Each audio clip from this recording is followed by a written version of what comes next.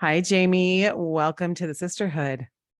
I'm happy to be here. Thanks for having me. Yeah, I'm really happy to have you. What is your week looking like at this moment? Well, I am a homeschool mom, so I have to kind of shove conversations like this in and around teaching my four currently kids. I have the final four at home. We graduated our first couple of years ago. So, we've got lots of plates spinning. Lots Yeah. and a book launch in process. Yeah. hmm So for what are the ages of your kids? My oldest is 18 and my youngest is 10, although he thinks he's 18. Yeah. Probably. Right. Yeah. That is how the youngest rolls. I Yeah. used to say our youngest when she was would go to pick up her next older sister at preschool, that she was like a cat that thinks she's a dog. Like she's a 2-year-old that thinks she's a 4-year-old Yeah. because she just was constantly surrounded by older kids. That's the way it goes. Well, I'm the Mhm. youngest of four girls, and so there's a special empathy I have for him as the youngest, and the good thing is I know all the tricks. So Yeah, Yeah. that's as the true. youngest. True. Well, tell us about this idea of Hygge. And if I even said that right, and correct me if I didn't, but what does it mean? We're seeing this, and a lot of people actually are mispronouncing it. So give even all the names that people are using for this. Yeah, well, kudos to you. You did it really well. It's Okay. Hygge, Hygge, and so I've heard every iteration, every possible mispronunciation of it. Most people like to say Hygge or Hygge or Hygge, various things. I think I used to call it Hygge before I really even knew what it was. But it is a lifestyle concept that came from the Danish people. And they have been practicing and have been cocooned in this idea of Hygge for hundreds of years, but it's only recently made its way around the world, across, to our Western culture here in America. And unfortunately, as sometimes is the case, when Americans get a hold of something really popular and trendy, we like to package it, shrink wrap it, and put it on a shelf for purchase. And that really has kind of diluted it and commercialized it in a way that most people don't really know what Hygge is anymore, or how to say it, or how to really enfold it and envelop it into their lives. And as a believer in Jesus, I have a different take maybe on Hygge than the average person, because I have to filter it through my lens of faith. But I stumbled upon it when I met and married my college sweetheart 20 years ago. I'm originally from Phoenix, Arizona, the inner city of Phoenix, Arizona, and he is from a teeny tiny Northwoods town of Minnesota. And he is Danish. He's Danish and Norwegian.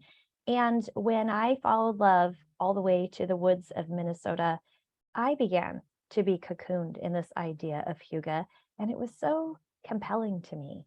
I noticed a stark difference between the way he grew up and how his family stepped into relationships and into even dark seasons in their lives was so different than what I was accustomed to. And it was really compelling.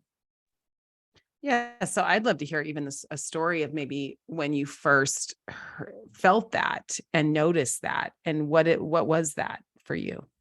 Well, the Danish people, well, really all Scandinavians, Minnesota is the Scandinavian Mecca of the United States. It boasts more Scandinavians than any other state. And the Scandinavians are known for being a very hospitable people. You might have heard the term Minnesota nice. They're just nice, pleasant people. It is not at all unusual for me to be standing on my front stoop checking my mail. A total stranger drives by, stops, and we have a whole conversation that plays out. I've even invited total strangers to my doorstep for coffee as the conversation continues. It's just the Minnesota way. And growing up in the inner city, everything is so fast paced. People are disconnected. The familial lines are not as deep. We don't have strong ties or strong roots like you see oftentimes in the Midwest. And so I think the biggest difference for me was this feeling of hospitality. And I can use that word, and what you might be conjuring in your mind is like entertainment. We're going to throw a party. We're going to invite all our people. That's not what I'm talking about. What I mean is a scruffy kind of hospitality where people are just willing to open their doors with dishes in the sink, laundry on the couch. They invite real people in to see their real selves. Unless you're some sort of spotted unicorn or mythical creature, we all know you wear underwear that needs to be washed, in the laundry every week. And we all know that you eat dinner. And so there will be dishes in the sink. So I think the real noticeable difference for me is they welcomed me with my real self, my real messes, and showed me their real messes. And in doing so, it gave me the courage to be my real self in front of people. And so there's a difference, I guess, in that their hospitality was what I like to call scruffy hospitality. It was just real. So would you say that's what hygge means? Is kind of this, let's step back a little bit and define what it means. And it gets a little tricky because we don't have an English word that is equivalent to the word hygge. There isn't a matching term. But if I were to give you just like a Cliff Notes definition, I would say it's a feeling that engenders things like comfort, contentment, rest, coziness. So if you think of like the aesthetics of hygge would be that feeling you get when you wrap yourself in a warm woolen blanket and you're sitting by the fire and you're sipping a hot mug of tea or cider and you have your favorite people gathered around you. That's maybe perhaps the visual imagery of hygge, the Norman Rockwell painting kind of thing. But that's just veneer. Like you can't always have that in your life. There are deep, dark places in everyone's life that, a woolen blanket just won't cover that kind of soul ache. But that's what we need to remember, that hygge is just mere veneer. But as a believer, I took those tools of hygge, the outward aesthetics, the things that you can add to your atmosphere, and place them in parallel lines against the hope of Jesus. And that's really what I was hoping to get to with this idea of Holy Hygge, because if you look at some of the tenets, some of the foundational truths of hygge, they really do mimic and mirror everything we see in Jesus.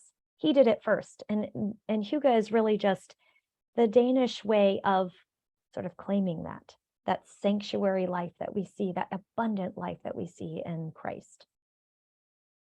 I like that a lot. And I'm even considering, geography shapes us. I mean, Absolutely. I'm from the Northwest, and this geography, the land that surrounds me, it has shaped me. I know that. Like, I know I can't separate myself from the land around me. It's so much a part of me.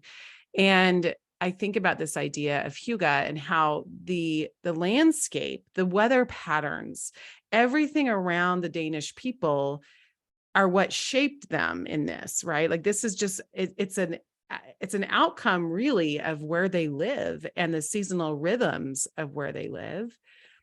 And I think about that in our spiritual lives as well, that as you're talking about Holy Hygge and how in our spiritual lives, just like in our physical lives, there's rhythms, we have seasons in our physical lives, and that like in the winter, I'm assuming hygge is mainly in the winter, right? It's this coziness, it's this cocooning, like you said, which is during the cold months. Well, we have cold months in our spiritual walk. We have times of freeze and times of barrenness and times where we need more comfort, times where we need more people to come around us, times when maybe our wounds are more open and we're more vulnerable. And so even as I'm thinking about it, like this cool parallel that exists between the physical and the spiritual, it feels very similar to me. And I mean, tell us more about just what you noticed in that. Okay, so you said two things that are really striking to me. You said seasonal. I think that as believers, we are a seasonal people. God has ordained our lives in such a way that it's not by accident that creation has seasons. And really, we have seasons in our own lives. The Danish people embrace the seasons that they're in. Part of hygge is like being fully present right where you're at, when you are at, because as you said, they really are shaped by the conditions where they live. You also mentioned the fact that winter seems like just like the prime season to hygge, because there's so many parts and pieces to winter that would invite a sense of coziness, or would necessitate perhaps a sense of coziness. And that's very true. Fall and winter are what we call high hygge seasons, because it's just natural to want to be cozy and enveloped in this sense of comfort and contentment during those seasons. I would argue that you could hygge at any time, and the Danish people do, but they understand that fall and winter are elevated. Those seasons are elevated because if you think about it, weather does take a dramatic turn in Northern Europe, where the Danish people are, and here in Minnesota. I mean, it's not uncommon for me to sit in negative 20-degree temps for weeks at a time come January. And so because of that, the Danish people have to be more intentional to find pockets in their life, to grab for moments of contentedness, because it is real easy to become discontent when you are sitting in negative degree temperatures and when it grows dark at 3 o'clock in the afternoon. You know, seasonal affective disorder takes root. So the temperatures are biting, the weather is dark, the sun pretty much all but abandons us here in Minnesota and in Denmark. And so we have to be extra mindful to cocoon ourselves in comfort and cozy. And of course, fall and winter, like I said, just naturally lend themselves to some of the aesthetics of being cozy. And as you said, the idea that winter and hygge mirrors so much of, I would say, gospel living. And I think that's because when we look at seasons like winter, when things go dark and things go dormant, everything can look dead. When I look out my window and everything is blanketed with snow and it's dark, it looks like there's no life happening. But we have to remember that it's in those dark seasons that deep growth can actually be happening. In creation, that's when roots begin to grow deeper. That's when the ground and all the nutrients of the ground get replenished. That's when God does some really great work in creation. But that's when he does some really great work in us too. So when we are tempted to look at some really dark and dormant seasons in our life, and we think it just looks like ruin, it just looks like death, we have to remember that,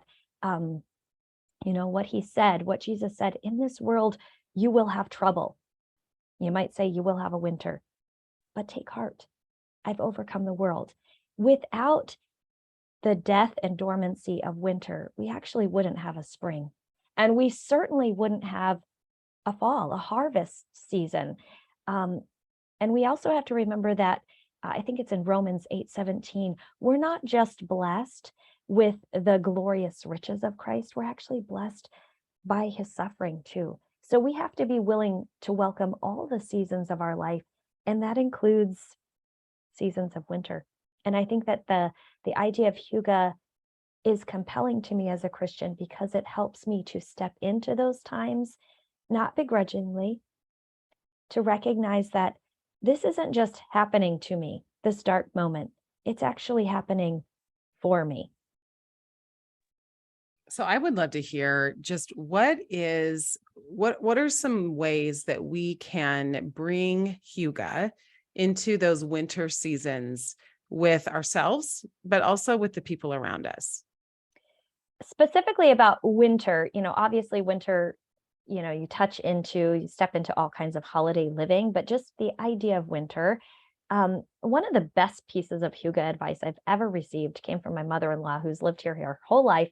And she says, Jamie, you need to find yourself a hygge hobby for winter. And that means something that you only do in wintertime. Not that it can only be done in winter, but that you specifically only do it in winter. It makes me step into winter with anticipation. I'm not looking into it with dread, knowing, hey, I get to go cross-country skiing in winter, which is something I love to do. Hey, I get to whip out my crochet, which I only, I save up just for winter, because I need to come at it with some outward tools that will affect my inward life. And that really is paramount to a hygge lifestyle or mindset. It's to recognize that you cannot always change your circumstances, but you can change your perspective. And sometimes an outward tool will help you do that. So when you think of that in light of not just seasons, as in like fall, winter, spring, the actual outward seasons, but seasons of your own life. You know, my sister passed away in August, and I can tell you that was perhaps one of the darkest winters I've ever lived through, right in the middle of summer. But I braced myself with some tools. I had formed some habitual affections that helped me through that time. And habitual affections are another real core foundation in a Hygge lifestyle. And part of those habitual affections were rehearse what I know to be true. I look to Jesus. I look to scripture. In fact, I claimed a verse, I believe it's in Second Chronicles. I'm not real good with references, but I remember reading those verses right after my sister passed away. And it had nothing to do with death. It had nothing to do with grief. It had nothing to do with winter. But it was a prayer of one of the kings. And at the end of that prayer, he said, "We do not know what to do, but our eyes are on you." Man, did I rehearse that verse over and over and over again. Habitual beautiful. affections. And that got me through, and I'm not through a season of grief, but I'm certainly in a better place now, knowing, man, Lord, I don't know what to do in this really dark winter, but my eyes are on you. So I would say probably a lot of people can relate to grief during the holidays, Yeah. as far as you're facing your first holiday season without your sister. Yeah. And what are some practical things that you're going to do maybe around Thanksgiving or Christmas that are going to help create that sense in conjunction, I can't think of quite the right words, but at the same time that you're experiencing that grief? Right. The holidays are a tricky season for many people, but especially those who are facing them without their special someone, without their person. And this is not the first holiday season I'm facing it without someone. So I feel like I have developed some tools to not just help myself, but to be able to welcome and invite others who might be in need of a place to belong. And so to answer your question, I think the holidays actually are the perfect time to be able to welcome those who need a place, because it just happens to be the season when everybody is like a little bit more apt to open their doors. So you won't feel like such a weirdo inviting people into your space, because that's just the time to do it. I think in light of, specifically if we're thinking about like Thanksgiving is a time to extend your table a little longer, to pull up an extra chair, to throw out an extra plate. And in doing so, you are really recreating the hospitality that is mentioned in scripture. We often think hospitality is just inviting people over. And while it is that, scripture actually takes it one step further and says that hospitality is inviting a stranger, a person who is an outlier, somebody who doesn't naturally have a spot. I'm thinking of like the widows and the orphans.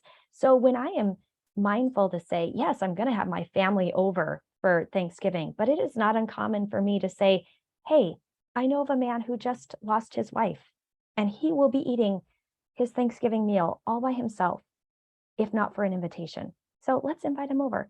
I live in a college town, and we have lots of college students who, while maybe they didn't experience the death of a loved one, they are facing maybe their first Thanksgiving without mom's special sweet potato casserole recipe, or they're going to be microwaving a Thanksgiving meal, if not for an invitation. So I think the first key is to just start looking outside of our circle, to start having what I like to call relational horseshoes, where you have all the people gathered, but you're leaving an open space for others, more people to gather. Begin to look for those you can invite. And then as you have them over to your table, one of the things that Americans are really great about doing at Thanksgiving is, going around the table saying what we're thankful for. But what we often forget is to say to who or to whom we are thankful for those things.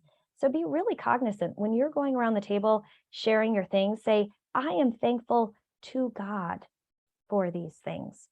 And And then I would also encourage everyone to begin to see Thanksgiving as a chance to set up some Joshua 4 remembrance stones. And if you think back to the book of Joshua, chapter 4 was the part of scripture where, the Israelites had crossed the raging Jordan, and God had brought them safely across. And they set up some remembrance stones, an altar of physical stones. And the reason they did that is so that every time their children were to pass that place in the future, they would have some physical reminders. And the kids would say, Mom, Dad, what are those stones for? And the parents would turn to their kids and say, well, let me tell you what the Lord did here way back when. And so Thanksgiving is the perfect time to begin to set up some of those Joshua 4 remembrance stones. You can set out a special tablecloth that you only use at Thanksgiving, and then invite everybody who's there around your table to write with some fabric markers. Write down the things that they're thankful for and put the date, the year. And from year to year, that tablecloth will be a remembrance stone. You can look back and see how the Lord was faithful then, so we know that he will be faithful now. And in the midst of my grief, I can look back on some of those remembrance stones and see God was faithful to meet me way back then in my need. And he's going to do the same this year. Yeah, I love that. And I really do. That's a concept that I try and employ in different ways in our lives, of just helping us all remember, because we are quick to forget. We really are. Mm-hmm. We are so quick to forget and then move on to the next request and the next. Yep. God, now I'd like this. Mm-hmm. Kind of this okay, God, you did this, thank you, but now we've got this other big issue that at hand. So I love that. And I think it helps build our faith when we see God answering prayers in other people's lives. Mm-hmm. And I really appreciate that when people share, when they really, it's just giving testimony to what Right. God is doing. And like you said, giving credit where credit's due. What about a table where maybe there's a lot of different beliefs at the table, and we want to be careful and sensitive in how we do that? So do you have any recommendations there? I think that's a great question. And I think, Thanksgiving is a time where not just religious beliefs, but political beliefs. There's a lot of, you're on this side of the aisle, I'm on that side of the aisle, even within our own family. I think you have to step into that very prayerfully, knowing who will be gathered at your table. And, God says, if you ask for wisdom, he will give it to you abundantly. So I would be stepping into that time, Lord, you know who is going to be at my table. You know the needs that will be there. I don't always know every specific need. I pray that you would help me to be your mouthpiece. Help me to hold the beliefs and the feelings and the world views gathered around my table kindly, in the same way that you hold them kindly. God says in his word, he holds that kindly. So I would first start with that, with prayer, and let him give you a supernatural inspiration for how to deal with that at your table. I don't think that it is inappropriate to begin your meal with prayer and to just say, here at our table, we love to share what we are thankful for to the God who we believe gave us all good gifts. And we would invite you to share what you are thankful for. Maybe your thankfulness ends with thankful to God for, and maybe theirs won't, but you will certainly be inviting them in to the traditions that you hold. And Hygge is definitely a very inclusive lifestyle. And so to include others in the traditions that you hold and keep, I think that is a posture of generosity and kindness. We certainly don't want to ostracize and make other people feel uncomfortable or unwelcome. That would not be in keeping with the invitational living that the gospel is. But I think we can be bold with our declarations of gratitude.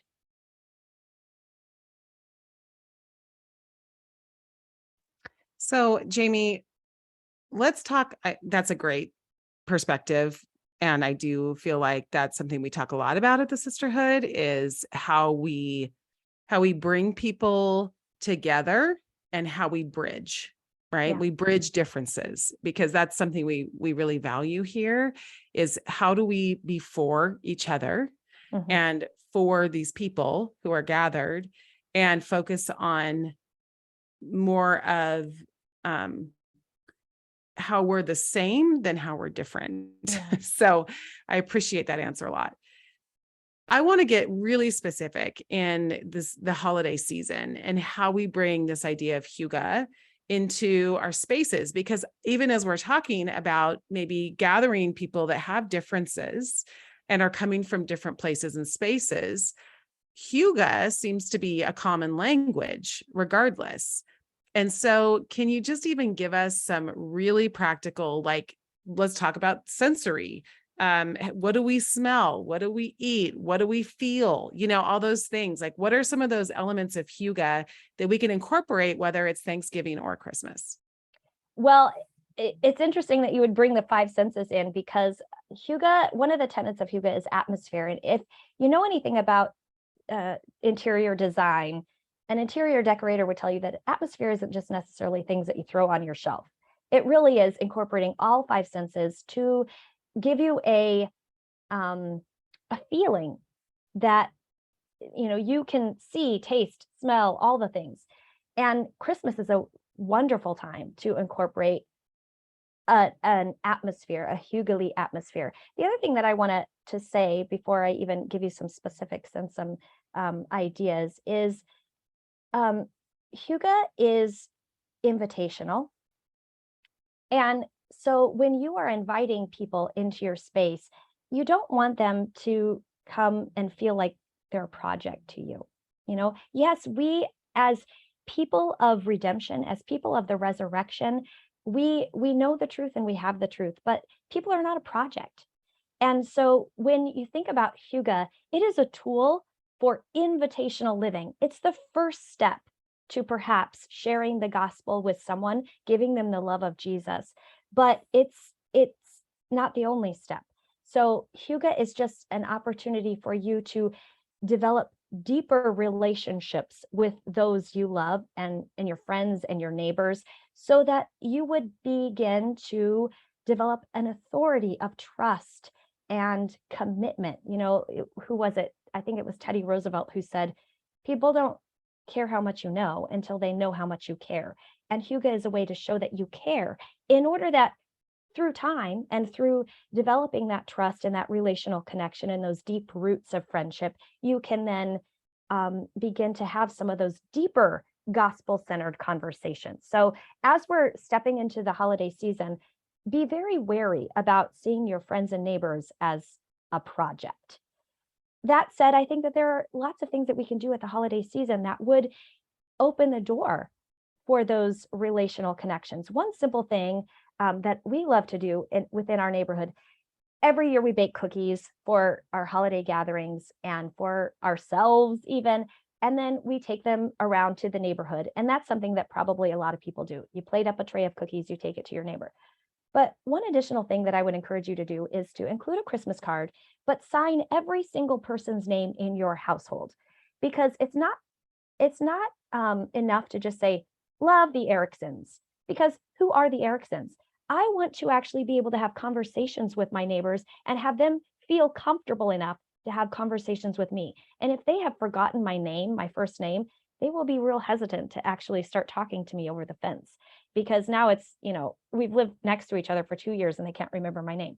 So I think it's just a kindness we can give to our neighbors when we include a card and every single person's first name on that card. Just a simple thing to start making those connections. I think too, we want to be cognizant of having some things within our house that our own family members, our children, our husband can be drawn closer to Jesus. One simple thing that I love to do at the holiday season is just design what I call a taste and see basket.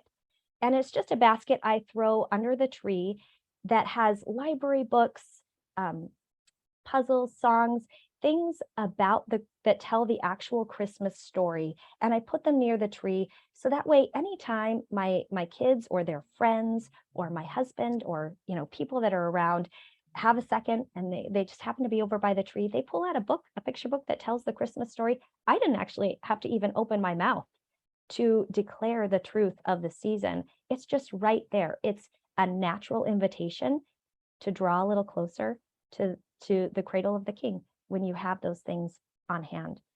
I also, there's some devotionals too that I think Yeah. would be great for adults to put in there. I mean, around the Christmas season, I think of Timothy Keller's and what's the other one I did recently? Do you have other ones? I'm trying to think of. Asherita Choo has a great one out called the Names of Jesus. That's a wonderful one. I know Tish Oxenreider has one that's something about the light. Yeah, we interviewed her last year on her Easter one. Yeah, she has an Advent one too. And then she has an Advent one that we talked about, and that would be a great one too. Yeah, it's just I'm a homeschool mom, and in homeschooling we call that strewing, where you're just like tossing out seeds, invitational seeds. So to put together a taste and see basket, I'm just gently, oh so gently, kind of sneakily incorporating some of the stories of my faith without shoving it down someone's throat, by just having it around, having it available. And then I think another great thing to do with both your family and your friends is begin to see some of the normal traditions that you would normally do at Christmas as an opportunity to invite. So when you are going out light looking, you pile all the kids in the van to go out light looking and see all the lights, invite your neighbor.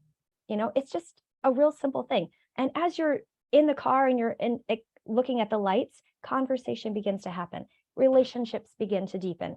That's the thing about Hygge. Relationships is one of the 7 tenets of Hygge living. And you cannot develop a deep relationship without an investment of time. So I think Christmas, long story short, Christmas is just a great time to invest time in those we would love to share the hope of Jesus with. Yeah. And as we kind of close out and consider the Christmas season, I just want to pause for a second and talk about the idea that God came in an invitational way. He came in a way that was approachable. And what I hear you saying is that you want to create a space where people feel welcome to join, welcome as they enter. They feel like this is my place. I belong here because of the way that I'm being received and because of the atmosphere that has been created that I am walking into. And so talk about how just the arrival of Christ is, in a sense, creating homes for the homeless, as you say in your book. You use that phrase, homes for the homeless. How can we be looking even at the Christmas message as evidence of Hygge? 2 parts of the story, of the Christmas story, is very striking to me. First, as a wife, as a mom, as a busy woman, the idea that Mary did not spin a ton of plates in order to have this heavenly peace when her son was born. All she did was make room for him. That's it. And that should be our compulsion too. We can add so many things to our holiday seasonal plate and be spinning all kinds of wheels. And in that time, in that season, feeling very frayed and very frazzled ourselves, not able to claim any kind of Hygge because we feel like it's all on our shoulders and the whole thing will crumble if not for us. But all Mary did was make room. And he did the rest. So let us remember that as wives and mothers, busy women. The second thing that is so striking to me about that story is that, God could have chosen to be God with us in any way possible. But he chose to send his son to a family, into a home.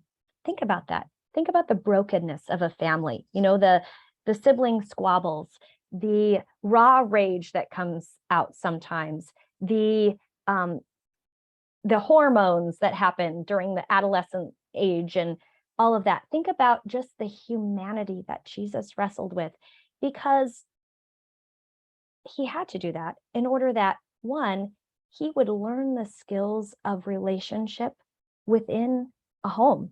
That was his greenhouse, for growing deep roots of relationship, in order that he could then take those skills out into the world and be about his Father's business. Home was where he learned all of that. And also so that he could model what it looked like to build a home, to create a home that nurtured life. And I don't think that was by accident. Relationships, hospitality, well-being, all the things that we think about within a home were modeled and lived out in Jesus. He was God with us. And now we have an opportunity to take that idea to others. He invited us into his family, and now he gives us the invitation to send out to others. And that's what really the two things that always come to mind when I think about Hygge and the Christmas season. I love that. Thank you, Jamie. So as we close out today, and you've left the listeners, I think, with a lot of great thoughts to just be thinking about, but do you have any last words of encouragement about how people can use Hygge this holiday season? Well, I hope, if they read my book, I hope that it really does exhort them to see their homes, see this specific season as an opportunity to steward. This is a gift that God has given us. So we are to steward it well. And I hope that they see their house as I hope that they can learn some ways that they can leverage their house for kingdom purposes. Yeah. Thank you. Well, happy holidays to you. Happy Thanksgiving. Merry Christmas.